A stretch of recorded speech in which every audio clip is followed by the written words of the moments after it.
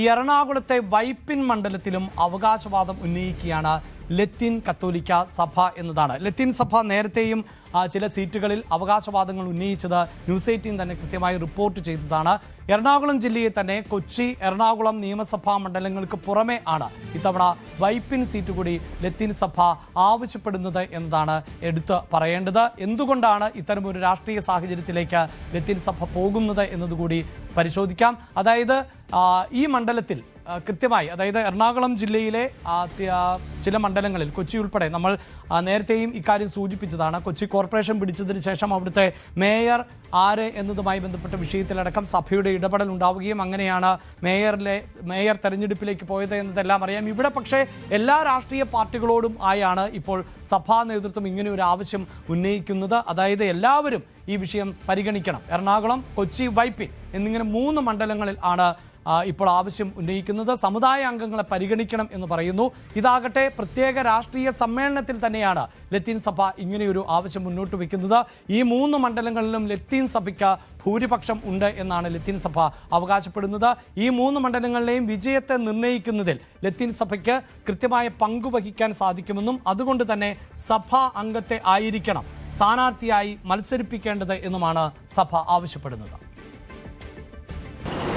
നമ്മുടെ വൈപ്പിൻ മണ്ഡലത്തിന്റെ സവിശേഷതയെക്കുറിച്ച് ലത്തീൻ സമുദായ അംഗങ്ങൾ എന്ന രീതിയിൽ വളരെയധികം തീക്ഷ്ണമായ വികാരങ്ങൾ കൊണ്ടുകൊണ്ട് ജീവിക്കുന്ന ഒരു സമുദായ കൂട്ടായ്മയാണ് വൈപ്പിൻ മണ്ഡലത്തിൽ നമുക്കുള്ളത്.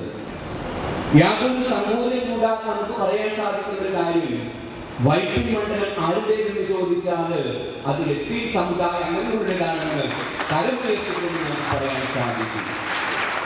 കാരണം വരാപ്പുഴ അതിരൂപതയുടെ വികസന കാര്യസമിതിയുടെ നേതൃത്വത്തിൽ ഓരോ മണ്ഡലങ്ങളിൽ നടത്തേണ്ട വികസനത്തെക്കുറിച്ചുള്ള ചർച്ചകൾ ഏതാണ്ട് 3 വർഷങ്ങൾക്ക് മുമ്പ് നടത്തുകയുണ്ടായി. ആ അവസരത്തിൽ ഇതുപോലെ ഓരോ മണ്ഡലങ്ങളോട് ചേർന്നുകൊണ്ട് സർക്കാരിന്റെ ശ്രദ്ധയിൽപ്പെടുത്തേണ്ട വികസനപരമായ കാര്യങ്ങളെക്കുറിച്ച് ശ്രദ്ധ ക്ഷണിച്ചുകൊണ്ട് നാം സമ്മേളനങ്ങൾ നടത്തിയപ്പോൾ ഇതുപോലെ മറ്റൊരു വേദിയിൽ വിരുദ്ധമാണത്ത് വെച്ച് അതിശ്രേഷ്ഠമായിട്ടുള്ള ഒരു മീറ്റിംഗ് KLCയുടെ നേതൃത്വത്തിൽ തന്നെ സംഘടിപ്പിച്ചുകൊണ്ട് അവർ വികസനപരമായ കാര്യങ്ങളിൽ വൈപ്പിൻകരയിൽ ഉണ്ടാകേണ്ട വികസനത്തെ കുറിച്ച് ചർച്ച ചെയ്യുകയും അത് മനോഹരമായി നിർവഹിക്കുകയും ചെയ്തതിന്റെ നല്ല ഓർമ്മയുടെ മനസ്സിലുണ്ട്. അന്ന് അവർ കാണിച്ച അതേ തീക്ഷ്ണതയും അതേ ഉത്സാഹവും ഈ വേദി നിലനിൽക്കുന്നു എന്നുള്ളത് എന്നെ പ്രസിദ്ധിക്കുന്ന ഒരു കാര്യമായിട്ട് ഞാൻ മനസ്സിലാക്കുകയാണ്.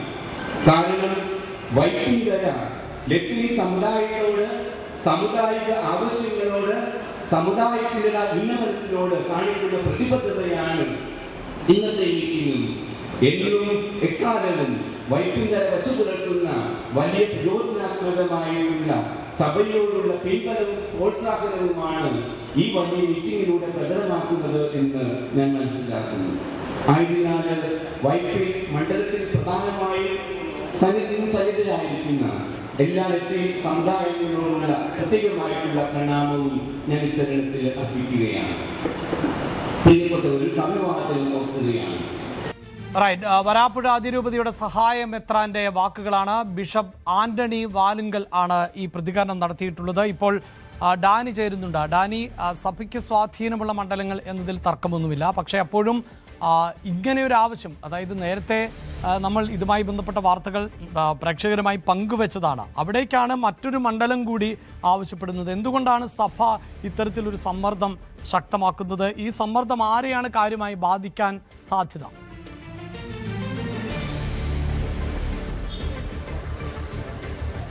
അഭിലാഷ്, എറണാകുളം ജില്ലയിലെ ലത്തീൻ സഭയ്ക്ക് സമുദായത്തിന് വളരെയധികം വേരോട്ടമുള്ള, സ്വാധീനമുള്ള മണ്ഡലങ്ങൾ എന്ന് പറയുന്നത് എറണാകുളം നിയമസഭാ മണ്ഡലവും അതോടൊപ്പം തന്നെ കൊച്ചിയും മറ്റൊന്ന് വൈപ്പിനുമാണ് ഉള്ളത്. കൂടുതലും സമുദായാംഗങ്ങൾ ഈ ഭാഗങ്ങളിലെല്ലാം ഉണ്ട്. അപ്പോൾ ഈ മറ്റ് 2 മണ്ഡലങ്ങളിലും ഏതാണ്ട് ഈ ലത്തീൻ സഭയുടെ ഒരു ആവശ്യങ്ങൾ പരിഗണിക്കുന്ന രീതിയിൽ തന്നെയാണ് മുന്നണികൾ കാര്യങ്ങൾ കൈകാര്യം ചെയ്യുന്നത്.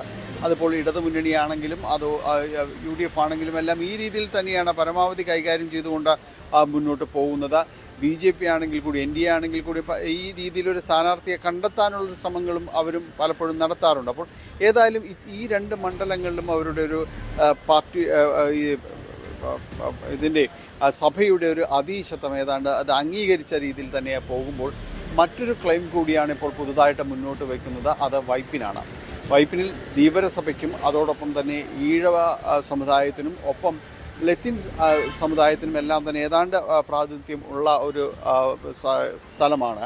അവിടെ ഇപ്പോൾ പുതിയ ഒരു കണക്കും കാര്യങ്ങളും വെച്ച് വരുമ്പോൾ തന്നെയും ലത്തീൻ സഭയ്ക്ക് കുറച്ചുകൂടി അവിടെ ഒരു ആധിപത്യത്തിലേക്ക് വരുന്നു. അതുമാത്രവുമല്ല ആ വോട്ടുകൾ എളുപ്പത്തിൽ ശാക്തീകരിക്കാൻ കഴിയുന്ന രീതിയിലേക്കെല്ലാം മാറും എന്നെല്ലാം തന്നെ വിലയിരുത്തലുണ്ടാകുമ്പോഴാണ് ആ ഒരു സമയത്ത് തന്നെയാണ് സഭയുടെ ഭാഗത്ത് നിന്ന് പുതിയൊരു ക്ലെയിം കൂടി മുന്നോട്ട് വയ്ക്കുന്നത്. ഇവിടെ ഇതുവരെയും ഇത്തരമൊരു ചേരുവ, അതായത് ലത്തീൻ സഭയുടെ ഒരു പ്രതിനിധി അല്ലെങ്കിൽ ലത്തീൻ സമുദായ അംഗത്തെ പരിഗണിക്കുന്ന രീതിയിലേക്ക് ഒരിക്കലും കാര്യങ്ങൾ പോയിട്ടില്ല. ഒന്നെങ്കിൽ ഈഴവ സമുദായത്തിൽ അല്ലെങ്കിൽ ധീവര സഭയിൽ നിന്നും ആരെങ്കിലും അങ്ങനെയൊക്കെയുള്ളൊരു സ്വഭാവമാണ് ആ മണ്ഡലത്തിൽ പൊതുവെ ഉണ്ടായിരുന്നത്. ഇപ്പോഴാണ് ലത്തീൻ സഭ ഈ ഒരു ആവശ്യം മുന്നോട്ട് വയ്ക്കുകയും ചെയ്യുന്നത്. തങ്ങളുടെ ഒരു പ്രതിനിധിയെ പരിഗണിക്കുക എന്ന രീതിയിലേക്ക് ഇങ്ങനെ ഒരു ആവശ്യം മുന്നോട്ട് വയ്ക്കുകയും ചെയ്യുന്നത്.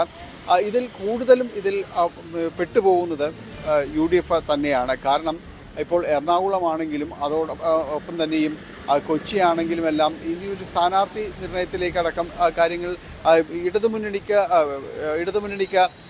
എറണാകുളത്ത് പൂർത്തിയാക്കേണ്ടതുണ്ട്. സ്വാഭാവികമായും അത് ലത്തീൻ സമുദായാംഗത്തെ പരിഗണിച്ചുകൊണ്ട് തന്നെയാണ് ആ ഒരു പ്രക്രിയ നടത്തുന്നത്.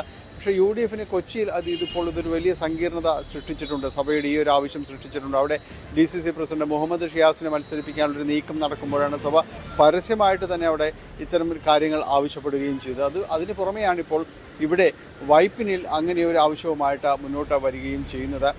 സ്വാഭാവികമായും പല ചേരുവകളും നോക്കേണ്ടതുണ്ട്. ഇതിൽ കൂടുതൽ പലപ്പോഴും ഈ സഭ പറയുന്നത് പലപ്പോഴും കേട്ട് ശീലമുള്ള ഒരു ആൾക്കാരെന്ന് പറയുന്നതെല്ലാം തന്നെ UDFും കോൺഗ്രസും എല്ലാം തന്നെയാണ്. അപ്പോൾ കൂടുതലും ഒരു ഐക്യം വോട്ട് പലപ്പോഴും ആ രീതിയിലേക്ക് തന്നെയാണ് മറിഞ്ഞു പോയിട്ടുള്ളതും ചെയ്യുന്നത്. അപ്പോൾ കൂടുതലായും UDFനെ തന്നെയാണ് ഇതൊരു ആശയക്കുഴപ്പത്തിലേക്കും അല്ലെങ്കിൽ അങ്ങനെയൊരു പരിഗണന വേണ്ടതുണ്ടോ എന്ന തുടക്കത്തിൽ തീരുമാനമെടുക്കാനെല്ലാം നിർബന്ധിതരാക്കുന്ന UDFനെ തന്നെയായിരിക്കുമെന്ന കാര്യത്തിൽ സംശയമൊന്നുമില്ല. എന്തായാലും കഴിഞ്ഞ തദ്ദേശ തെരഞ്ഞെടുപ്പിലടക്കം ന്യൂനപക്ഷ വിഭാഗങ്ങൾ തങ്ങൾക്കൊപ്പം നിന്നു എന്ന് പൊതുവെ വിലയിരുത്തപ്പെടുന്ന ഒരു രാഷ്ട്രീയ സാഹചര്യത്തിൽ കൂടിയാണ് UDFന് ലത്തീൻ സഭയുടെ സമ്മർദ്ദം കൂടുതൽ പ്രതിസന്ധി സൃഷ്ടിക്കാൻ സാധ്യതയുള്ളത്. എറണാകുളവും വൈപ്പിനും കൊച്ചിയും അങ്ങനെ 3 മണ്ഡലങ്ങളിൽ തങ്ങളുടെ അംഗങ്ങളായിരിക്കണം സ്ഥാനാർത്ഥികളായി വരേണ്ടത് എന്ന ആവശ്യമാണ് സഭ മുന്നോട്ട് വയ്ക്കുന്നത്. കൂടുതൽ വാർത്തകൾക്ക് News 18 Keralam YouTube channel subscribe ചെയ്യുക.